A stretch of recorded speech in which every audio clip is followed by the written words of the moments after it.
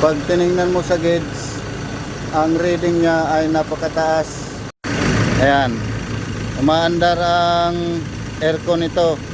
Bali yung gauge niya ay nasa 50, umaakyat na sa 60.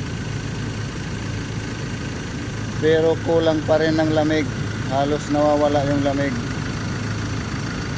So ang ginagawa natin ay Ford Everest na 2016 model.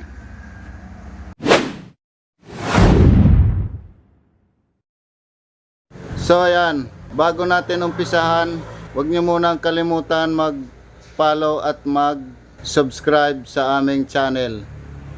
At huwag rin kalimutan pindutin ang aming notification bell para updated kayo sa aming mga susunod na mga videos. So umpisahan na natin. Ang una natin gagawin ay tanggalin muna natin yung battery para sure ball tayo.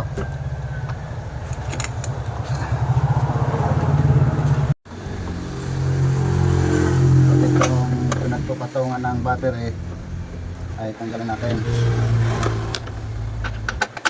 para makita natin yung compressor, kasi ibababa natin yung compressor para makita natin kung anong naging problema, bakit ayaw lumamig. Tingnan muna natin yung compressor.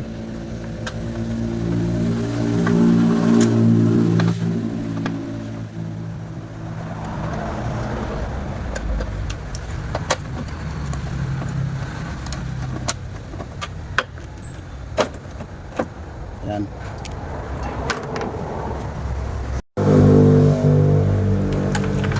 Kailangan natin magtanggal ng mga nakasagabal bago natin makita yung compressor.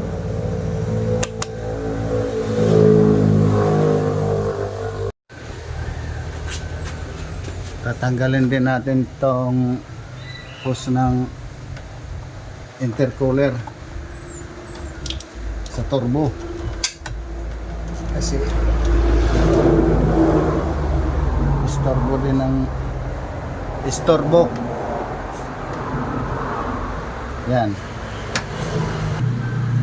pati ito tatanggalin natin dahil nasa ilalim.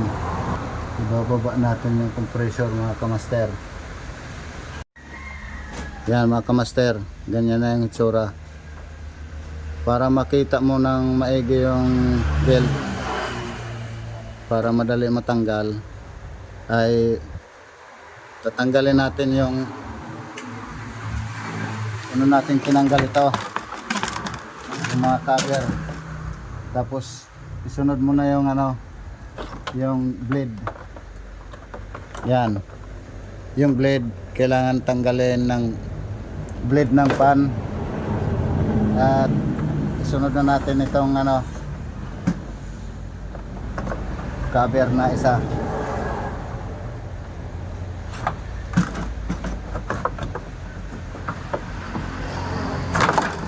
Yan. Medyo mahirap to mga kamaster. So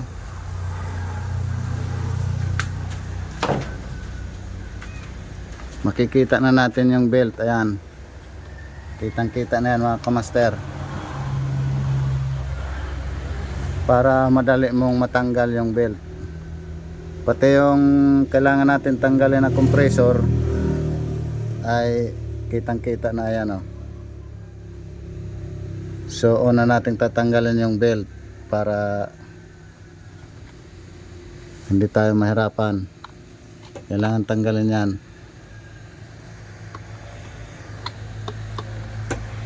Kailangan lang i-drawing muna bago tanggalin yung belt. Itong isang tape mga kamaster, bago natin galawin yung belt, kasi ibababa natin yung compressor, magtatanggal tayo ng belt.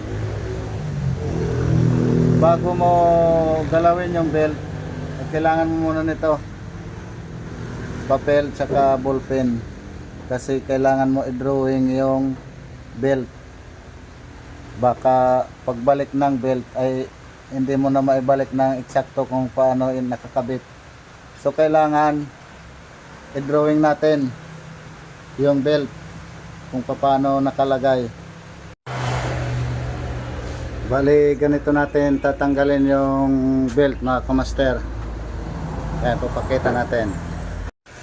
Bali ang ginawa natin ay tinanggal din natin yung air cleaner dito para maluwag na, para kitang kita.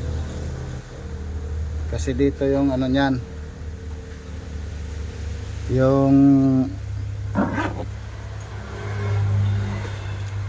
idler nya, yung adjuster. Ito yung adjuster nyan. So kailangan ng ganitong tools para saksak dito. Yan, angatin lang yan mga kamaster.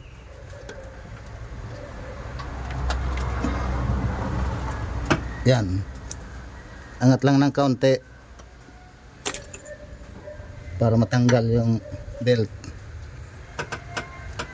So ganun lang yan mga kamaster. Ganyan lang magtanggal ng belt. Yan, maluwag na yung belt niyan mga kamaster. Bale ito na yung tatanggalin natin, yung compressor. Tanggalin muna natin yung belt para hindi sagabal sa ano, sa pagtanggal, kasi masikip doon. Yan. Ayan na mga kamaster. Ito ang ibababa natin. Tatanggalin yan mga kamaster. Kaya lang masikip. Yan mga kamaster. Bali, natanggal na natin yung compressor. Ayan. So ito na yung compressor mga kamaster. Dahil natanggal na natin, ay susubukan natin kung ano nga bang naging dahilan bakit ayaw lumamig. So subukan natin. Yan, pag tinakipan mo dito sa high side, yung mas maliit, dapat may bubugan yan na pressure. Wala. So ibig sabihin loss compression na to, kaya hindi na makalamig doon sa aircon system nya. Loss compression. Yan, itaob natin. Wala nang langis na lumabas mga kamaster. So ibig sabihin ay kailangan ng palitan itong compressor na to, dahil nag loss compression na siya. Yan, wala na. Dapat sisirit yan kung may compression pa. So ibig sabihin loss compression. So magpapalit tayo nito. So yan mga kamaster, nakabili na tayo ng pisa pang Ford. Yan, bago yan mga kamaster. Yan. At may bago pang mga expansion valve.